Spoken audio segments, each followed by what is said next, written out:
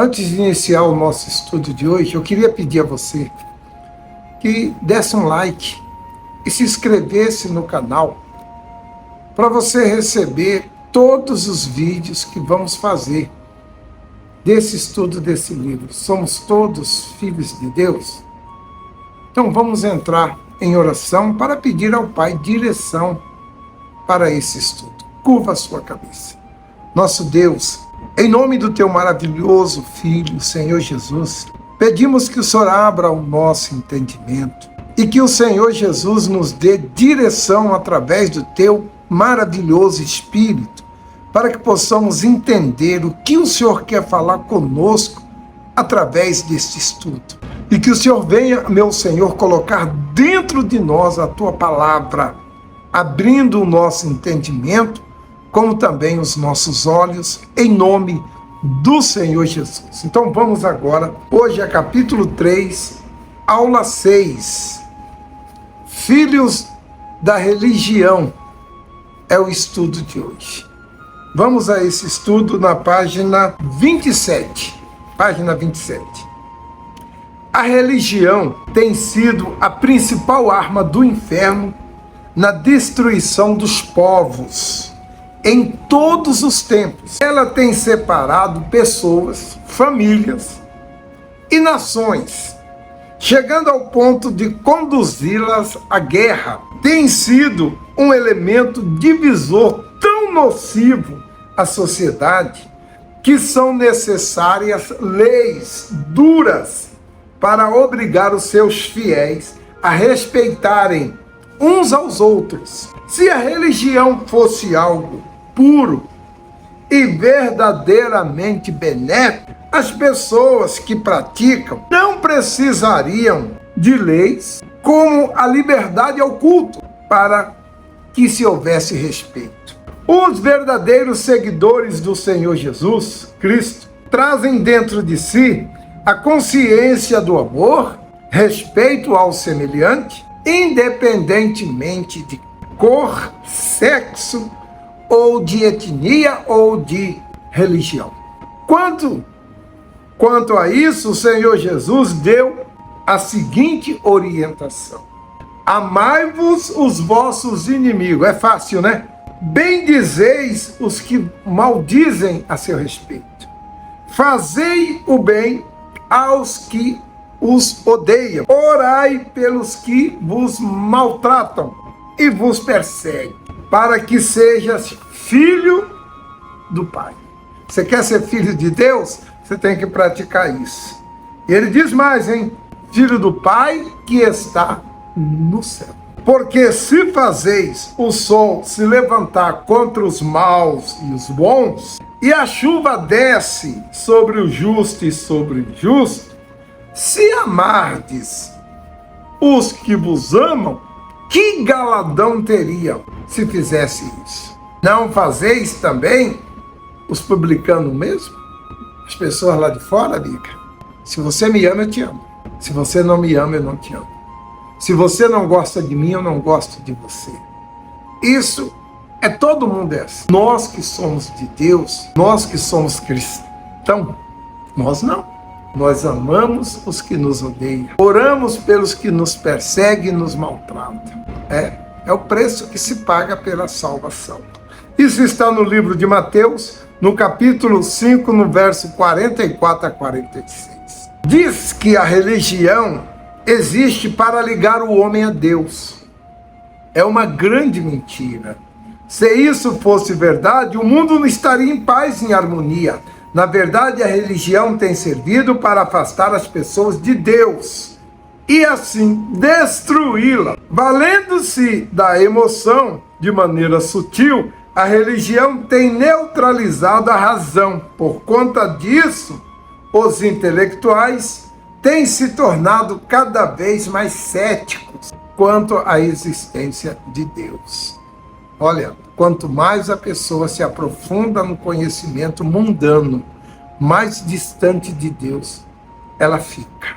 Através da fé emotiva, quer-se chegar a Deus, mas de maneira nenhuma, somente através da fé racional.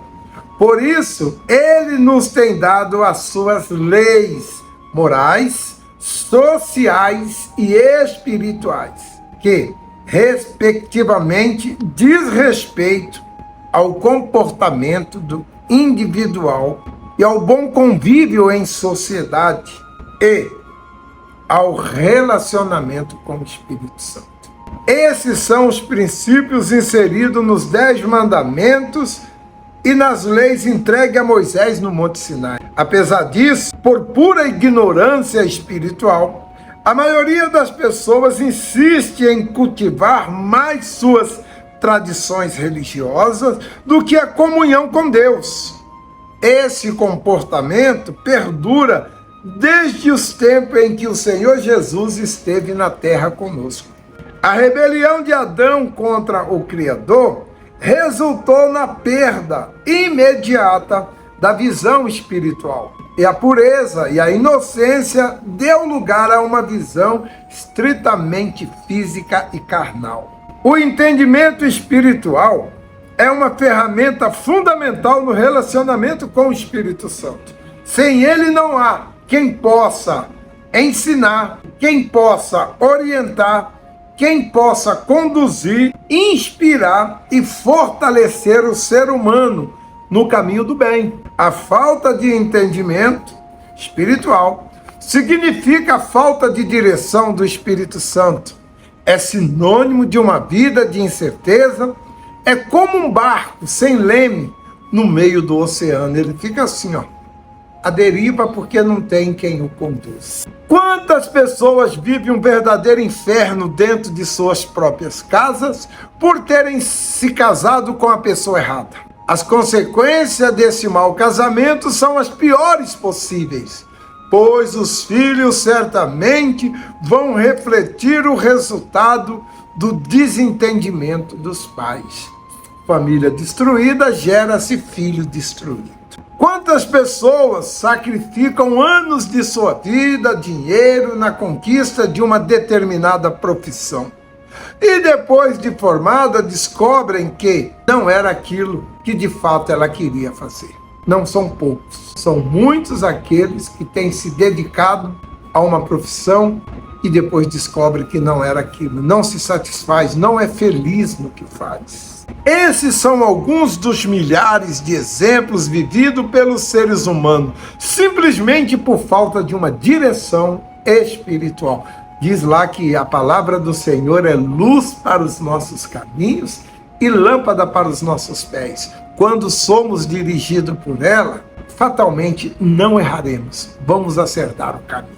Aí ele diz aqui, quando não há visão espiritual, a visão física estimula a emoção que passa a comandar a vida da pessoa.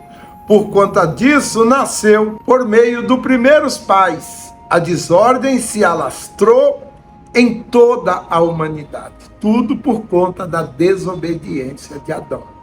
Até hoje nós sofremos e até Jesus voltar, ou até nós partirmos, nós vamos ainda ter reflexo. E em nós, meus queridos, existe a natureza adâmica. O Senhor Jesus, certa vez, ele disse que o nosso maior inimigo é aquele que está dentro da nossa própria casa.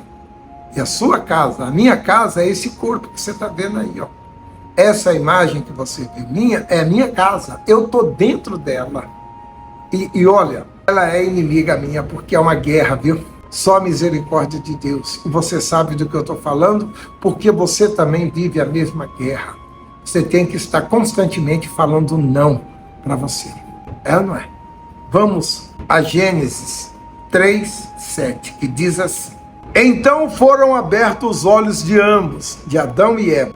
Conheceram que estava nu e colheram folhas de figueira para fazerem aventais para si. Quando eles desobedeceram, a pureza caiu e entrou a maldade e a malícia. E eles viram que estava nu. Em vez de eles se arrependerem e se voltar ao Criador, eles foram arrancar folha de figueira para fazer veste para cobrir a nudez dele. Mas a nudez dele só foi revelada por causa do pecado da desobediência. Semana que vem eu volto falando mais deste assunto. Nós vamos dar sequência para concluir semana que vem. Agora eu quero iniciar uma oração aqui e o coordenador, ele vai dar sequência a essa oração aí com você na sua igreja. Curve a sua cabeça, feche os seus olhos, se possível fique em pé, pois estamos diante de Deus.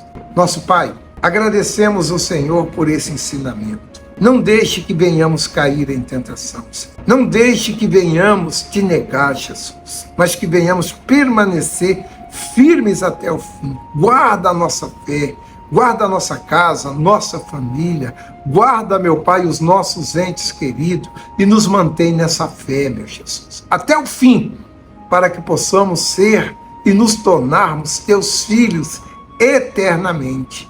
É isso que desejamos, meu Rei. Em nome de Jesus, faça isso, meu